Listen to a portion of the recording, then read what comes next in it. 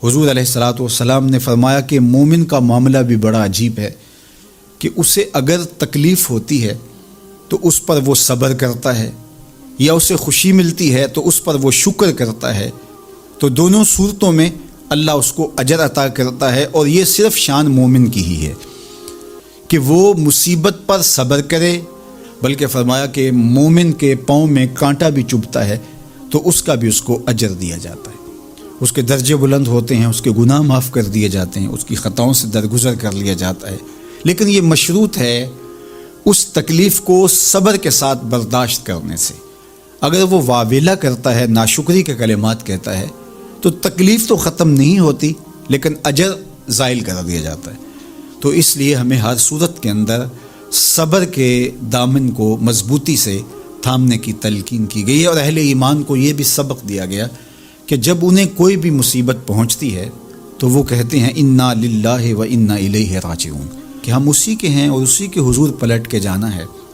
تو یہ وہ امر ہے کہ جو ان کی طبیعت کے اندر ٹھہراؤ پیدا کرتا ہے اور ان کی زندگیوں کے اندر اللہ تعالیٰ جل شانہ پر جو یقین ہے اس کا پتہ دیتا ہے۔ اگر مصیبت کو اللہ کی طرف سے سمجھ کے مان کے صبر کیا جائے، اس کو مقدور سمجھا جائے، اس پر واویلا نہ کیا جائے، اللہ کی نافرمانی کا کوئی کلمہ نہ بولا جائے، اپنے عقیدے میں تزلزل نہ آنے دیا جائے، اپنے رویوں کی خوبصورتی کو زائل نہ ہونے دیا جائے، تو اس کا مطلب ہے کہ وہ شخص مومن ہے، اس کا یقین ہے کہ یہ اللہ کی طرف سے ہے۔ تو پھر اس کے یقین کے صلے کے اندر اللہ اس کو پھر ہدایت قلب کا چراغاں نصیب کرتا ہے۔ اور فرمایا واللہ بکل شیء علیم، اور اللہ ہر شے کو جاننے والا ہے، اسے پتہ ہے کہ کسی پر مصیبت نازل کیوں کرنی ہے، اور اس مصیبت سے اس کا امتحان لینا مقصود ہے، اس کے درجوں کو بلند کرنا مقصود ہے، اس کے گناہوں کو معاف کرنا مقصود ہے، اس کو کسی آزمائش میں ڈال کر کے اس کو مزید کندن بنانا مقصود ہے، یا اس کا کیا مقصود ہے، اس کو سزا دینا مقصود ہے، یہ اسے پتہ ہے۔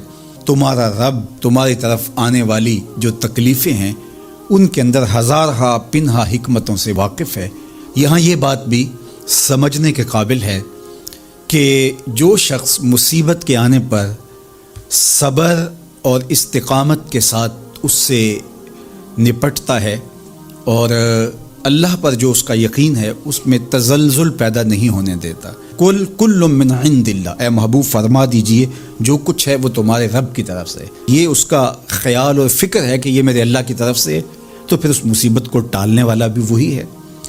تو اگر یہ اس کا عقیدہ پختہ تھا تو پھر وہ مالک کی دہلیز چھوڑ کے، مالک کی چوکھٹ چھوڑ کے کسی اور دہلیز پہ نہیں جائے گا، کسی اور چوکھٹ پہ نہیں جائے گا، وہ اس مصیبت کو دور کرنے والا مؤثر حقیقی اللہ کو ہی جانتا ہوگا اور اسی کے حضور دعائیں کرے گا، التجائیں کرے گا، کسی شرک کا ارتکاب نہیں کر سکتا ہے، اور وہ مالک کی دہلیز سے کبھی روح گردانی نہیں کر سکتا، بلکہ اس تکلیف کے آنے سے وہ اپنے رب کے ساتھ اور زیادہ جڑ جائے گا۔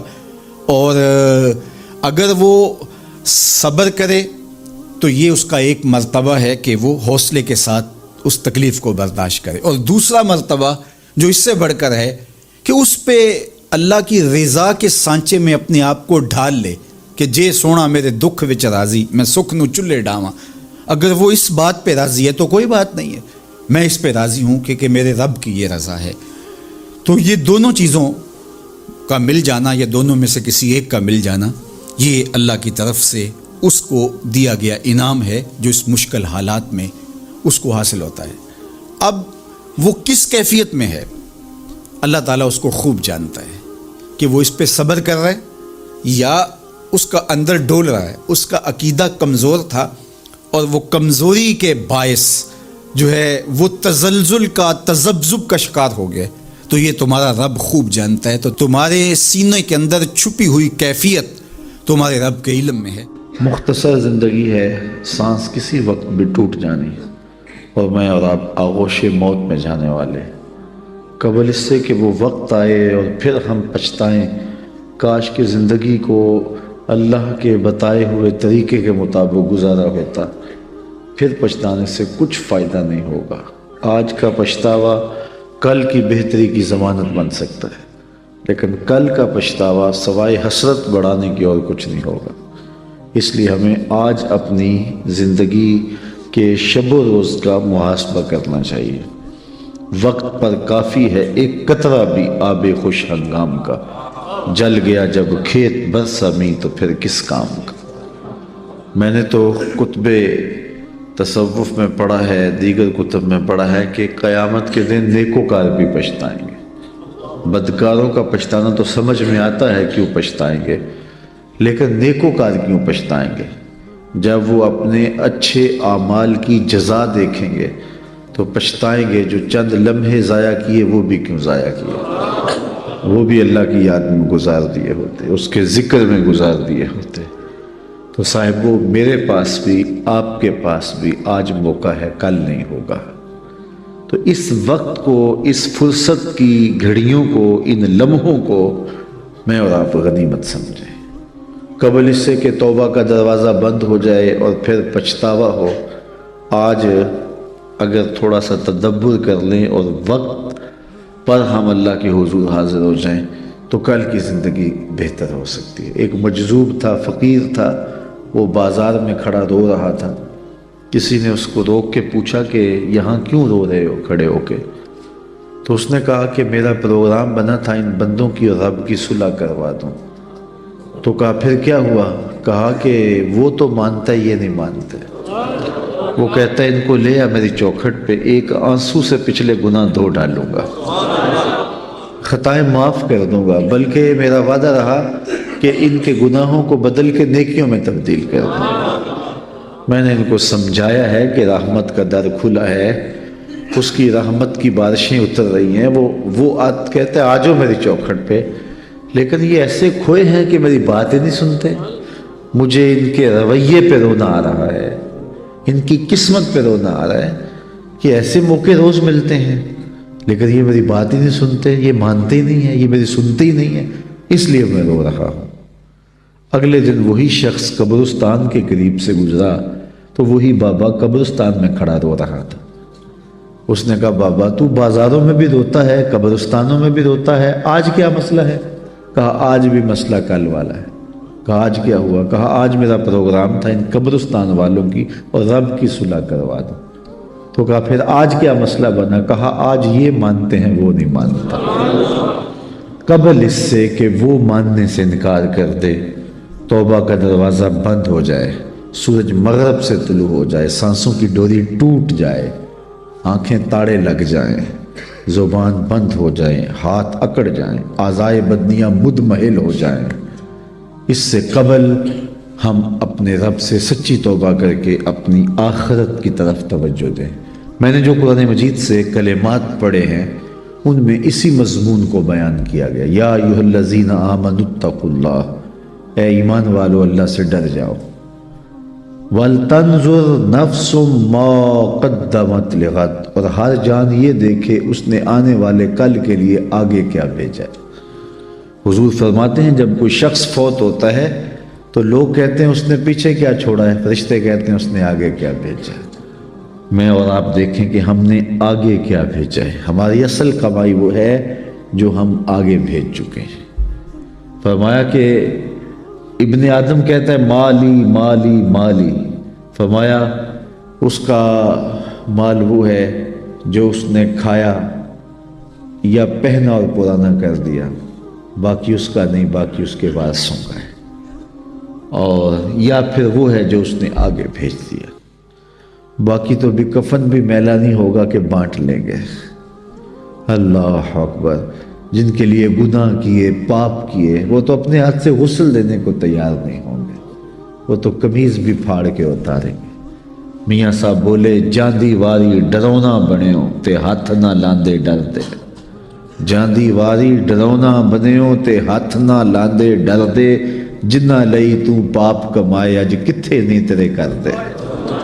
وہ تو غسل دینے کے لیے تیار نہیں، انہیں خوف آتا ہے۔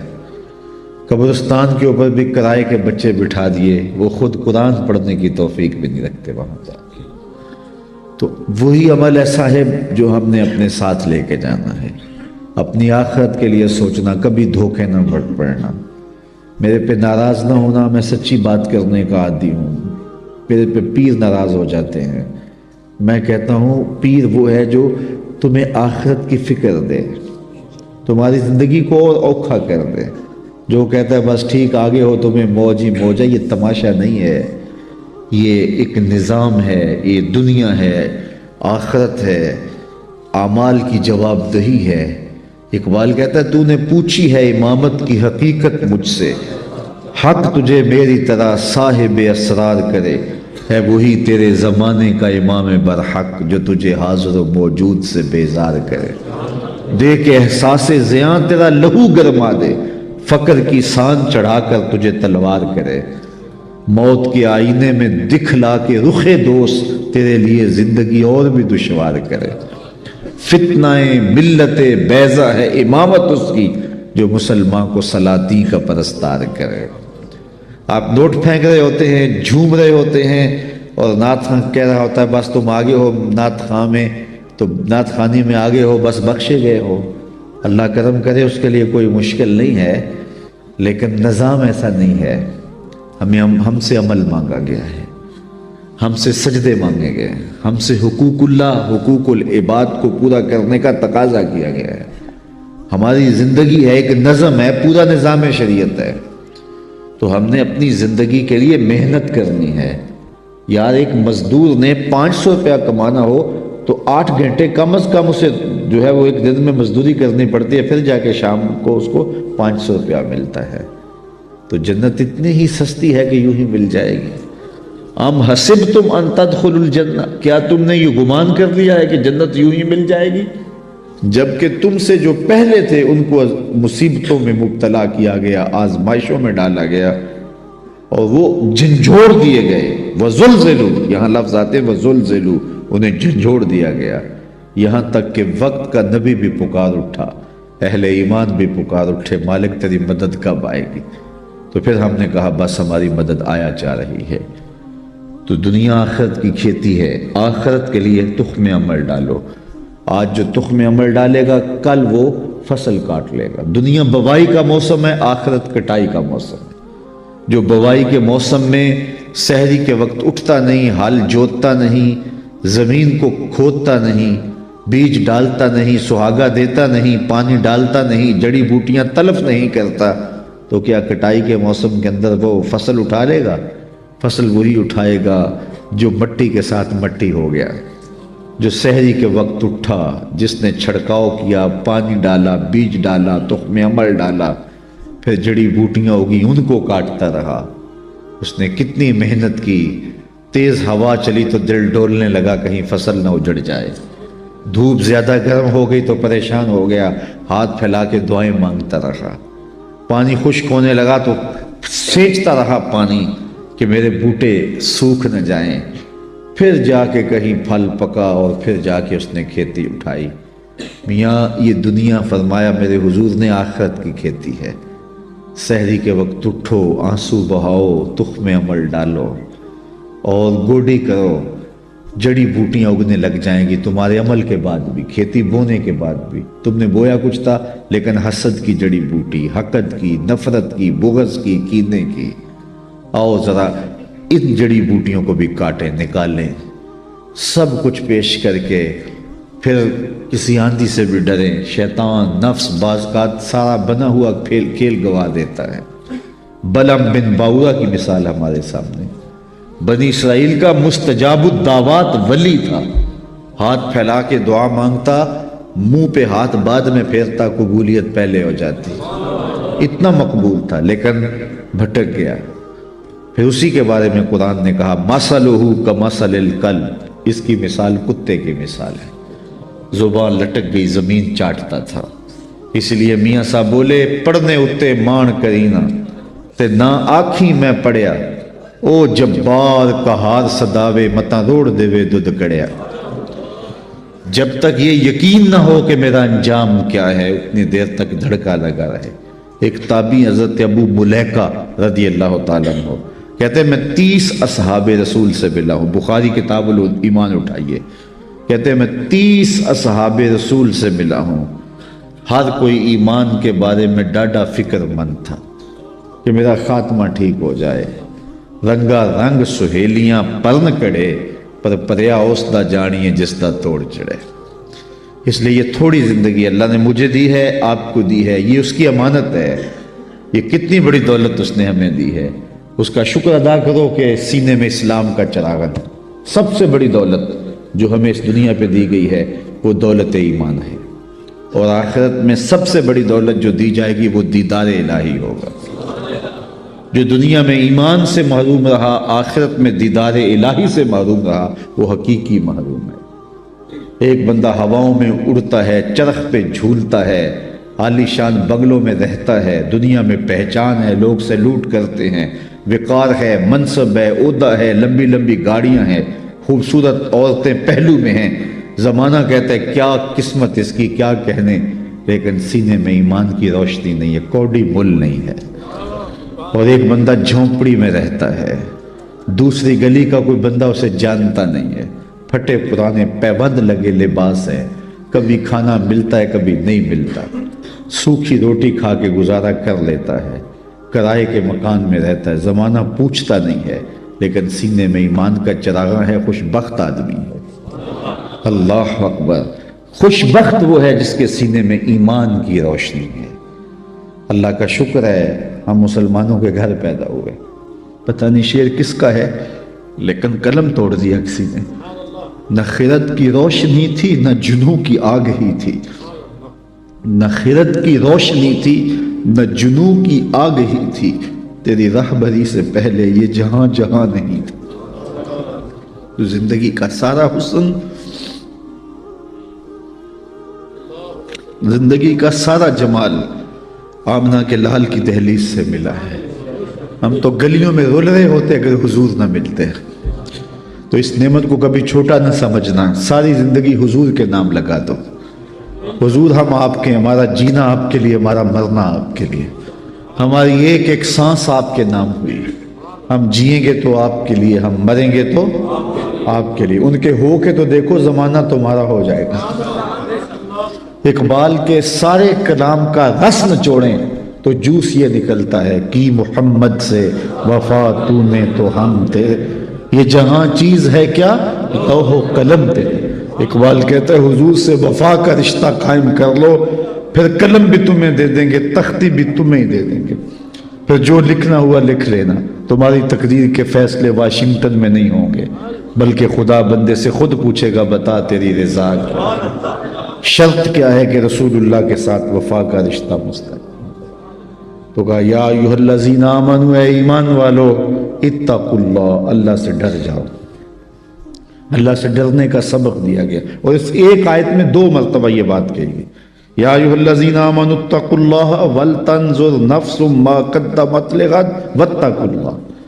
ایک آیت میں 2 مرتبہ کہا گیا اے ایمان والو اللہ سے ڈر جاؤ، اور قرآن مجید میں 33 مرتبہ ہمیں تقوی کا حکم نامہ دیا گیا ہے۔ یہ اتنی اہم چیز ہے، اللہ سے ڈرنے کا حکم۔ حضور علیہ السلام سے بھی جب کوئی کہتا حضور ہمیں کوئی وصیت کیجئے، تو حضور کہتے اوصی کا بتقوی اللہ، میں تمہیں اللہ سے ڈرنے کی وصیت کرتا ہوں۔ تقوی ہے کیا جس کی وصیت رسول کریم بھی بار بار کرتے ہیں، تقوی ہے کیا جس کی وصیت میرا رب بھی کرتا ہے، بار بار حکم دیتا ہے کہ تم تقوی اختیار کرو، اللہ سے ڈر جاؤ۔ اللہ کوئی ایسی چیز ہے جس سے ڈرا جائے؟ بندہ جس سے ڈرتا ہے اس سے وحشت بھی کرتا ہے۔ سانپ سے ڈرتا ہے، ہتھے چڑھ جائے تو مار بھی دیتا ہے۔ چور ڈاکو سے ڈرتا ہے، قابو آ جائے انہیں چھوڑتا بھی نہیں ہے۔ لیکن اللہ سے بندہ ڈرتا بھی ہے، محبت بھی کرتا ہے۔ تو یہ ڈرنا کس معنی میں ہے؟ تو یہ ڈرنا اس معنی میں ہے کہ بندہ جس سے محبت کرتا ہے اس کی ناراضگی سے ڈرتا ہے۔ اللہ سے ڈرنا اس معنی میں ہے کہ وہ ناراض نہ ہو جائے، وہ روٹھ نہ جائے، چونکہ میں اس سے پیار کرتا ہوں، اور جس سے بندہ پیار کرتا ہے اس کے تو تیور بدلے تو نیندیں اڑ جاتی ہیں۔ تو بندہ رب سے پیار کرتا ہے، اور کتنا پیار کرتا ہے قرآن سے پوچھئے، والذین آمنوا اشد حبا للہ، ایمان والے اللہ کو ٹوٹ کے چاہتے ہیں۔ دنیا میں کسی نے کسی سے اتنا پیار نہیں کیا ہوگا جتنا بندوں نے رب سے پیار کیا ہے۔ اللہ اکبر۔ تو جس سے پھر پیار کیا جائے اس کی ناراضگی سے ڈرا جاتا ہے۔ تو پھر ناراضگی سے بچنے کے لیے اس کے حکموں کو توڑنے سے بچا جاتا ہے۔ اللہ سے ڈرنے کا مطلب یہ ہے اس کے حکام بجا لائے جائیں۔ اللہ سے ڈرنے کا مطلب یہ ہے اس کی نافرمانیوں سے بچا جائے، جن کاموں سے روکا ہے رک جایا جائے، جن کاموں کا حکم دیا ہے بجا لائے جائیں۔ یہ ہے اللہ سے ڈرنے کا مفہوم۔ تو کہا ہے ایمان والو اللہ سے ڈر جاؤ، یہ تقوی اختیار کرو۔ ویسے تقوی کے بارے میں تو اتنا کچھ لکھا علماء نے، یہ الگ مضمون ہے، لیکن دو ایک باتیں۔ بعض نے کہا تقوی یہ ہے کہ نیکی کرنے کے باوجود بھی ڈرا جائے کہ پتہ نہیں نیکی قبول ہوئی ہے یا نہیں۔ نیکی کرنے کے باوجود بھی یہ کیفیت ہو۔ بعض لوگ نیکی کر کے پھول جاتے ہیں، اور کسی نے 2 نمازیں زیادہ پڑھ لی تو بے نمازیوں کو حقیر سمجھنے لگ جاتے ہیں۔ نیکی کرنے کے بعد پھولنا نہیں ہے، نیکی کرنے کے بعد بھی خوف رہے پتہ نہیں قبول بھی ہوئی ہے کہ نہیں۔ حضرت عمر عید کے دن رو رہے تھے، کسی نے کہا آج تو خوشیوں بھرا دن ہے، کہا مجھے نہیں پتا میرے روزے قبول ہوئے ہیں یا کہ نہیں۔ حضرت بایزید بسطامی کو ایک بڑھیا نے کہا حضرت ایک مسئلہ پوچھنے آئی ہوں، کہا پوچھئے۔ کہا میرے گدھے کی دم اچھی ہے یا آپ کی داڑھی اچھی ہے؟ ایسا مسئلہ کوئی مجھے پوچھے پھر جانے کہاں پائے۔